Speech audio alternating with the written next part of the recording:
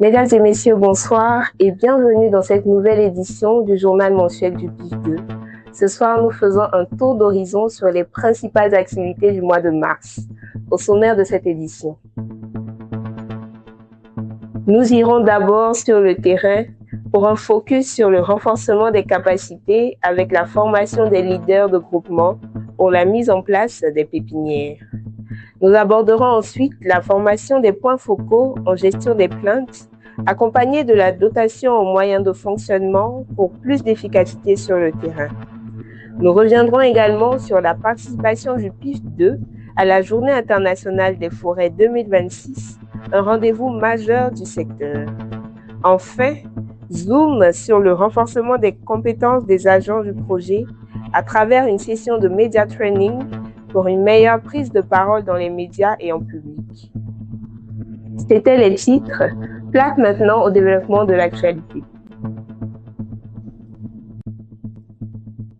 Dans le cadre de la préparation de la campagne de reboisement en 2026, l'équipe locale du PIF2 dans l'agroforêt des Rapides Grands Nord a organisé le 17 mars une session de formation à l'endroit des leaders de groupements impliqués dans la mise en place des pépinières. La formation s'est tenue dans les localités d'Ipoagui, Kwasi-Bakro et Konamble-Kwadiokro. Objectif, renforcer les capacités techniques des acteurs pour garantir une production de plants conforme aux exigences du projet. La session s'est déroulée en deux phases. Une phase théorique consacrée aux normes d'hygiène, de santé et de sécurité au travail, ainsi qu'aux exigences environnementales et sociales liées au contrat de pépinière. Puis une phase pratique sur le terrain axée sur le remplissage des sachets et la disposition des plants. À l'issue de cette formation, les participants affichent une meilleure maîtrise des techniques et un engagement renforcé, réduisant ainsi les risques d'erreur pour la campagne à venir.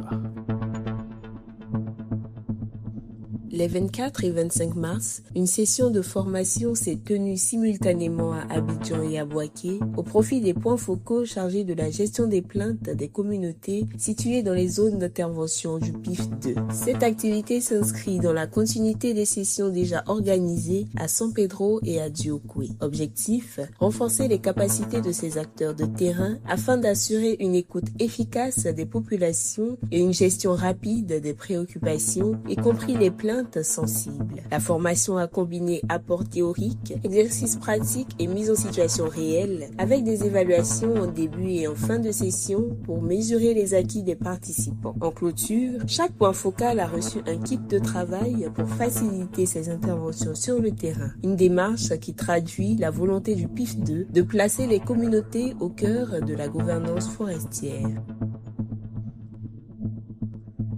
Le 30 mars 2026, le PIF2 a pris part à la Journée internationale des forêts organisée par le ministère des Eaux et Forêts autour du thème « Les forêts et les économies ». À cette occasion, la coordonnatrice adjointe du projet, Mme Kadjo Aloa, a accueilli sur le stand du PIF2 le ministre des Eaux et Forêts, M. Jacques Assaoré Conan, accompagné de sa délégation. Elle a présenté les principales réalisations du projet mises en œuvre avec ses partenaires, notamment la SODEFOR, l'OIPR et CARE Côte d'Ivoire. Donc, je rappelle l'objectif, c'est de conserver et améliorer l'accès aux issus de la gestion durable des forêts pour les communautés. Surtout la particularité du conseil, monsieur le ministre, c'est que depuis le crée des emplois. Les standards pour les d'emplois, on voit à travers donc l'agroforesterie, tous les producteurs de cacao qui sont dans les agroforêts de l'Afrique, de la Côte de l'Osio, introduisent des arbres dans leur plantation, moyennant bien sûr des paiements, ce qui contribue à améliorer leur vie. Une participation qui témoigne de l'engagement du PIF2 dans la dynamique nationale de préservation et de valorisation des ressources forestières.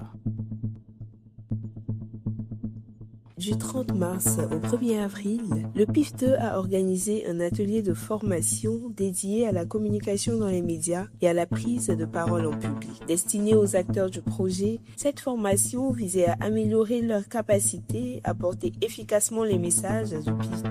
Encadrée par des experts en communication, dont Madame Carmen Mereb, ancienne journaliste de la RTI, les participants ont alterné entre modules théoriques et exercices pratiques, incluant des passages passages face caméra, des simulations d'interview et des techniques de gestion du stress. Point fort de cet atelier, une visite immersive à la rédaction de Fraternité Matin où les participants ont découvert le fonctionnement de ce média de référence dans le paysage médiatique ivoirien.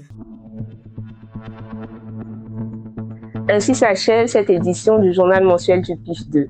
Merci de nous avoir suivis et rendez-vous le mois prochain pour un nouveau point sur l'actualité du projet. D'ici là, portez-vous bien et restons engagés pour la protection de nos forêts et le développement durable de nos communautés.